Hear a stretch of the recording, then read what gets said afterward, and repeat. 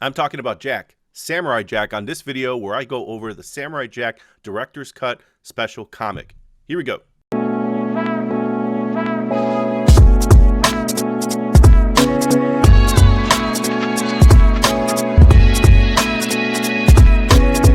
Thanks for checking out the video. My name is Bernie Gonzalez, and I am a comic book writer and artist. In these videos, I like to go over some of the books, art books, graphic novels, comics that have influenced my style, my storytelling.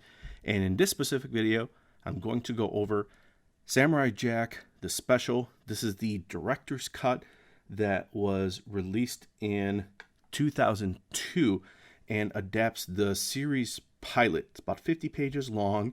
And if you're not aware of Samurai Jack, I would say stop watching the video and go check it out, because Samurai Jack is amazing. The cartoon premiered August 2001 and ran for 5 seasons, ran from 2001 to 2004, and then the 5th season was released in 2017, created by Genndy Tartakovsky, who's known for Dexter's Laboratory before that. Has kind of this mishmash of a lot of different things. If you know Kung Fu, the David Carradine series from 1972, mix that up with a post-apocalyptic wasteland, Sergio Leone spaghetti westerns, gladiator films, Shaw Brothers martial arts films, even you get some sort of slapstick Three Stooges style humor. There's slow motion, there's action, there's thoughtful pacing, fantasy, sci-fi, certainly martial arts choreography, drama, even some horror. The visuals of the show were the focus. There was minimal dialogue. It could almost be silent, and that's where Genndy and the crew were certainly masters of composition and pacing.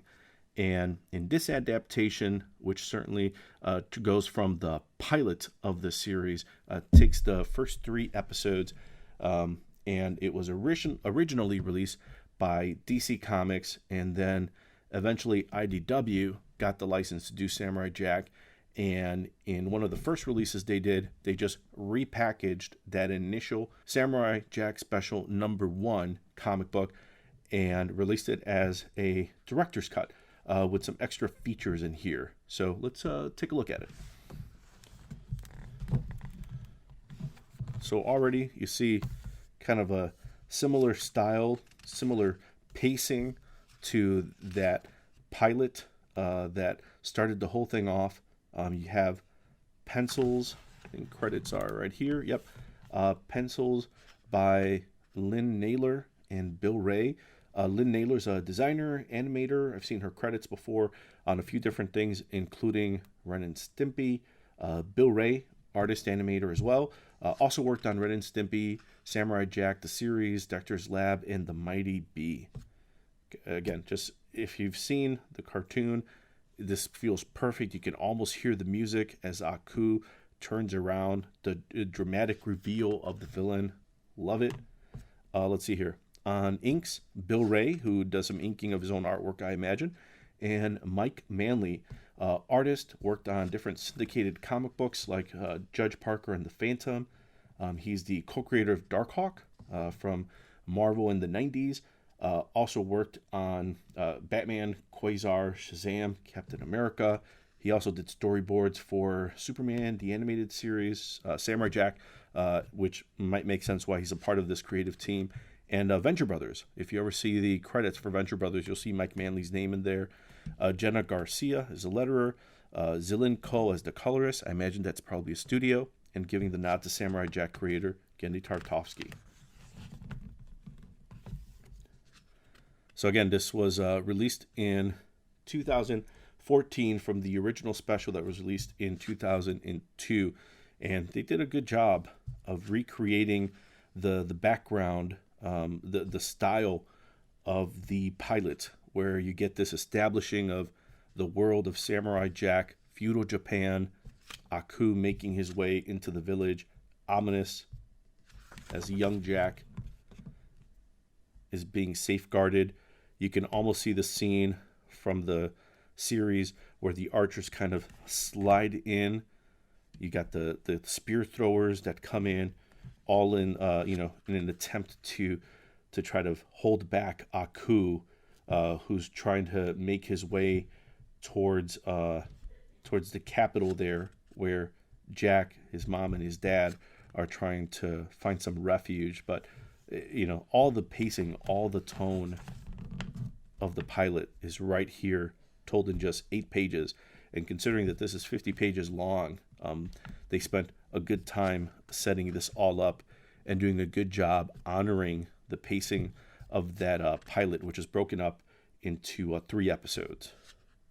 So you've got Samurai Jack and his mom making their way, while Aku is basically having his way, destroying. Kind of this side page there. And this in the cartoon is really neat because you see Samurai Jack as he's growing up in a montage scene, as he's undergoing training from Greek wrestling to understanding astronomy, learning archery, seemingly in Africa, learning the bow staff, from a Robin Hood type character, learning archery, in a Shaolin type temple, learning martial arts. And the idea is that as he's growing up, he's learning horseback, he's learning all these skills that will make him the Samurai Jack that we know later on in the series. But you get a glimpse into how he came to be. And just well done, the fact that they're using 2-page to tell a scene that was probably, a minute or 2 in the cartoon as they went from location, from set piece to set piece. But this is a good way to use 2 pages to kind of do all that storytelling in a very compressed way, something very unique to comics. All right, you've got now Samurai Jack's mom, happy to see him because he's ventured to this sort of a mountaintop to get his sword.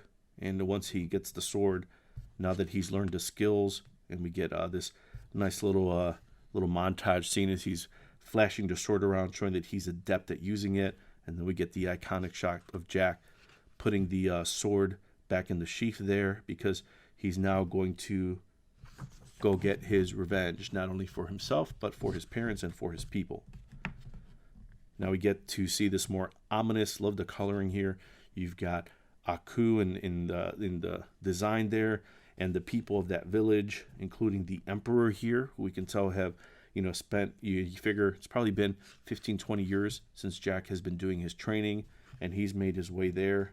Emperor easily recognizes his son. Jack the Liberator is back. And we see that Aku has enslaved the people and making them do his bidding.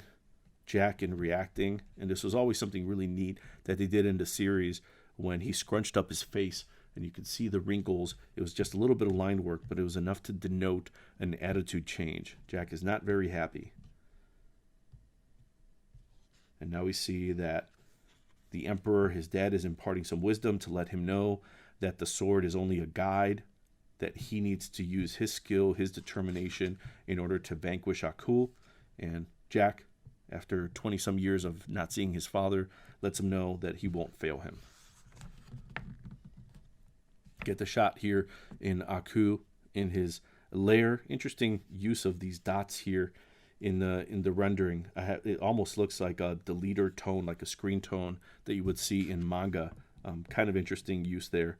But again, and even in Jack here, Jack is making his way, facing off in Aku. Interesting that this page just kind of feels like a filler. Doesn't feel like it's necessary. Throws off the pacing a bit. But now we get this 2-page spread.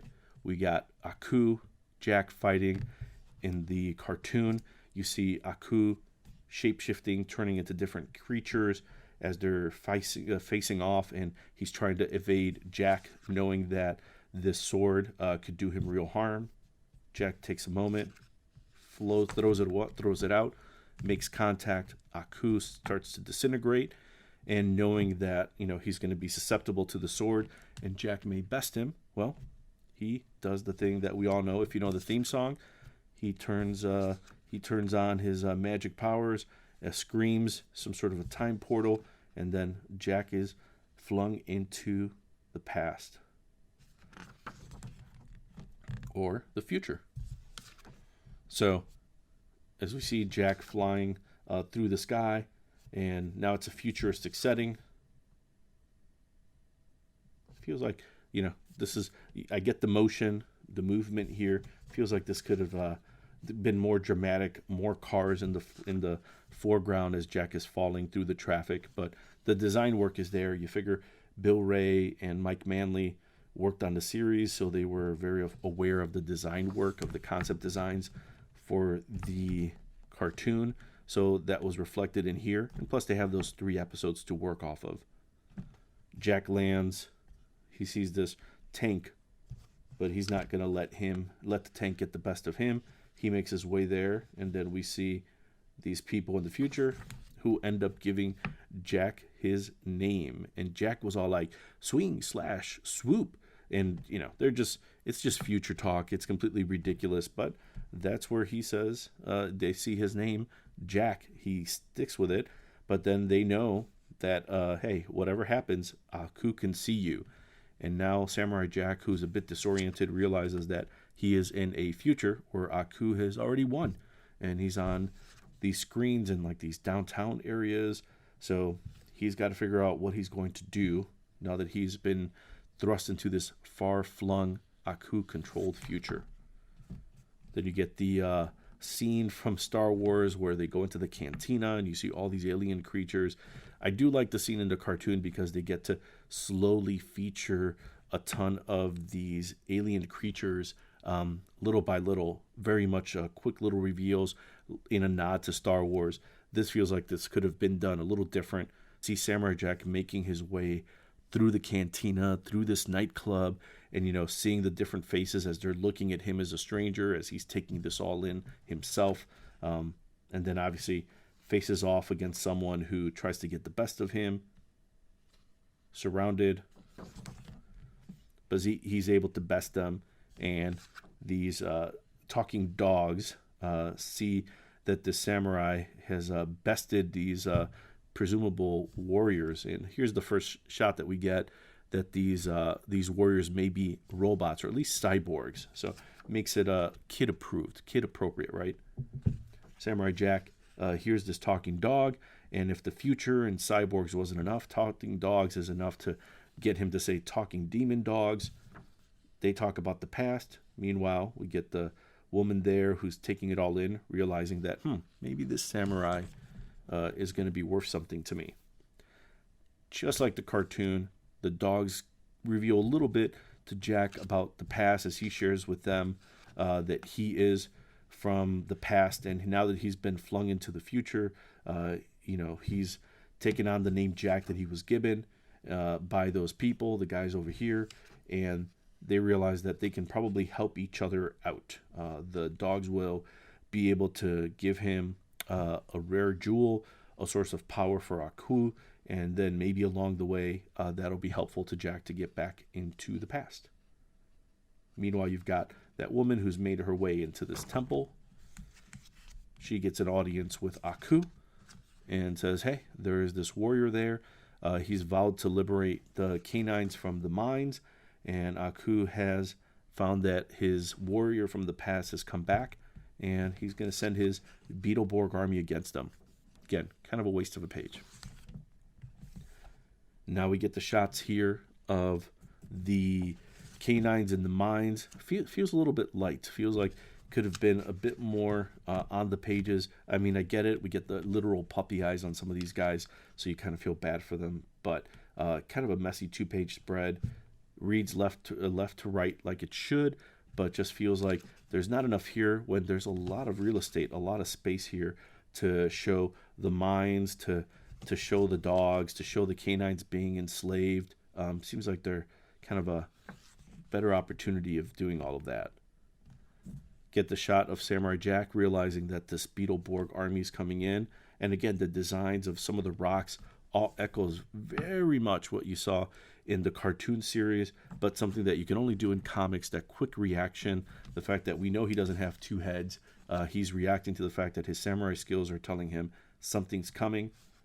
And in a cool shot here that's not as reminiscent as it was in the cartoon, you get the montage scene of Jack kind of doing the 7 samurai, but in this case, 1 samurai version, teaching the villagers, or in this case the canines, how to protect themselves by setting up all these traps and putting on this armor and getting themselves ready and fortified for the oncoming attack of the Aku beetle robots.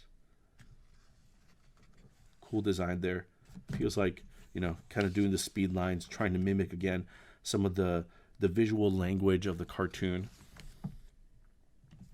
Meanwhile, we see that the Beetleborg army is making its way. They're moving quickly, and something that you could only do in the cartoon, but they do a pretty good job here, I think, of trying to kind of imitate that scene with the sound, the idea of the machinery moving quickly through the landscape, making their way into the foreground towards Jack and the canines. Love that shot up here, that perfect widescreen shot of the Beetleborgs making their way across, and everything done in shadow. You get Samurai Jack on the horse, got the awesome spear, takes out a bunch of the beetles.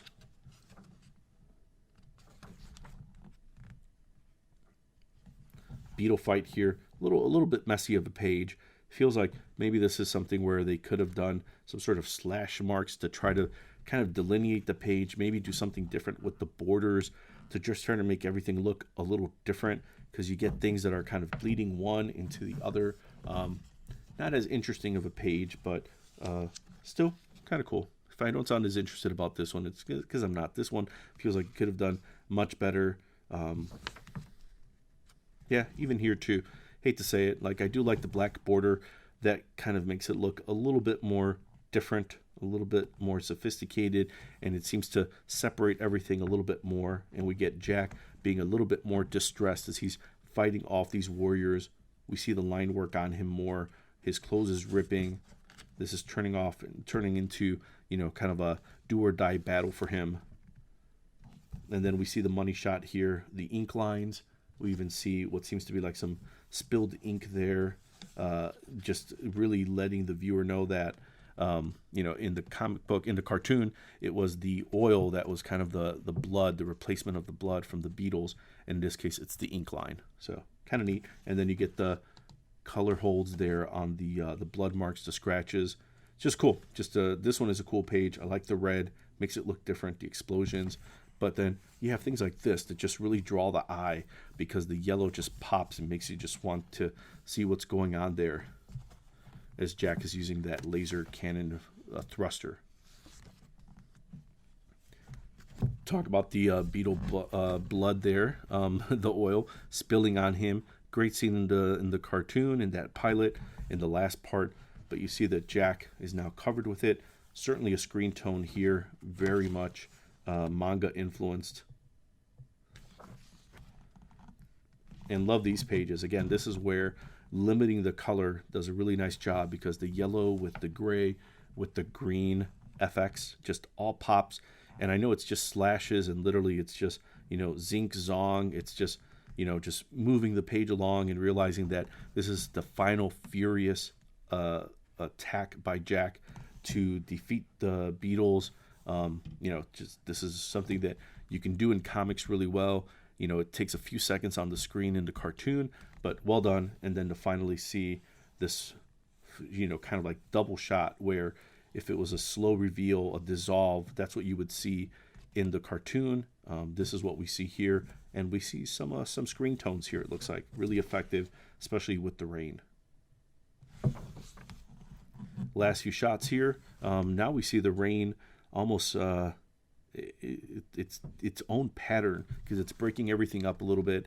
It's a good way of kind of showing that it's raining a little heavier, and then all of a sudden when the red pops in for Aku, kind of throws off the more monotone grayish bluish tones. So the fact that Aku is in here in the red makes it pop. And then we see that maybe this has not ended the way Jack thought, and the fact that he's going to be stuck here in the future for some time, and he's going to have to face off against Aku in other adventures. So this is where, because this is the director's cut, you get a few extra things in here. Let's start going through some of these, including looks like a pinup by Bill Wray in 2006, and a few words there where he says, "I was the art director for pre-production on Samurai Jack. When my own pilot got greenlit at Cartoon Network, I had to bow out from the role. Walking away from Samurai Jack was hard, but ended up being the best thing I could have done for the production. When I brought in Scott Willis to replace me, it became his coming-of-age cartoon. He really made it better than I could. When my pilot got put on hold, I ended up back on Samurai Jack as a freelance background painter. Got a chance to ink and draw half this comic book. It was always fun to work with Genndy and a true titan in the animation business. I hope we get a chance to work together one day. Get some shots here. Bill Wray, again, pretty ambitious spread for me. I may have used the image from a storyboard or just drawn it, but it's hard to remember. This is where you get guys who were working as storyboard artists, so they probably did the actual storyboard for those scenes. So now when they're taking the comic book, they're just elaborating it, and instead of doing that quick shorthand, they're able to go in and do the detail that you are not supposed to do in a storyboard because you're just trying to keep the pace, the momentum going. So kind of neat, able to see that. More from Bill Wray here. Says, pretty sure this was based on, again, the sketch for the main figure. And always wanted to do a big screaming Kirby-ish splash page in a comic. Samurai Jack seemed like a good place. Well done. See some of the pencil work there. All the action from that page that I really liked. And the big battle over pinup. Everyone's favorite. And he looks like he said he's done it a few times now for commissions. Last shots here, Bill Wray talking about a lot of manga zip tones on these pages, inspired him to make the villain form out of smoke. Very neat. Genndy didn't like it, but to his credit, he let it go. But just looks just cool. This is neat. I like seeing these pages a bit more, I think, than some of the more colored final pages. So yeah, so Samurai Jack. Again, kind of cool to see some of these bonus pages by Bill Wray for this director's cut version. It was IDW who released other original Samurai Jack comics that were inspired by the animated series, and they were primarily drawn by an artist named Andy Zuriano, who also worked in animation on the Mighty Bee and on the Rise of TMNT series. But big fan of Samurai Jack. I love Samurai Jack, and while some of those original comics didn't speak to me, didn't necessarily feel like what I wanted to see in a comic book series, I always loved this. It was the first time I saw Samurai Jack in comic book form, and being a fan of the cartoon, had to have it. So when they released this director's cut, had to have this as well. So if you're a fan of Samurai Jack, I would highly suggest pick this up just so that you can see what the comic book version of that 3-episode pilot looks like, how an adaptation works, and kind of a cool comparison, because you can see that there are things you can only do in comics that you can't do in animation, and vice versa. So thanks for watching the video.